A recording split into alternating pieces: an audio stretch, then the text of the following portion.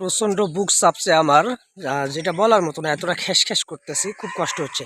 তো কালকে আমাকে একজন কিছু গাছের পাতা দিয়েছে, যে পাতাগুলোর দাম নাকি অনেক, এবং সঙ্গে বলছে যে এই যে এটা আপনারা চিনেন হয়তো বা তুলসী পাতা যাকে বলে, এই তুলসী পাতার 2-3টা করে পাতা, এবং যেটা আমাকে দেওয়া হয়েছে ওই পাতা আম, বেটে মিশ্রণ করে বেটে যে রসটা থেকে 2-3 দিন খেতে হবে, খাইলে ইনশাল্লাহ ভালো হয়ে যাবে। এবং এটা নাকি অনেকে নাকি ব্যবহার করছে, অনেক উপকারী।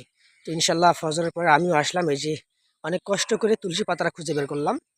আমি দুইটাকে মিশ্রণ করে বেটে খাবো ইনশাল্লাহ। আমি যে পাতার কথা বলছিলাম তুলসী পাতার সঙ্গে এই যে পাতা,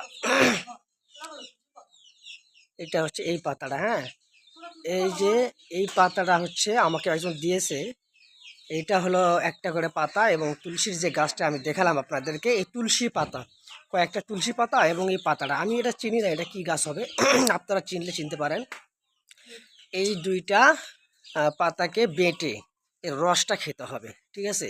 তাহলে ইনশাল্লাহ যে বুক চাপা যে খেসখেস করে এটা একদম নির্মূল হয়ে যাবে ইনশাল্লাহ, আশা করা যায়। তো আপনারা চিনে রাখেন, সবাই ব্যবহার করবেন।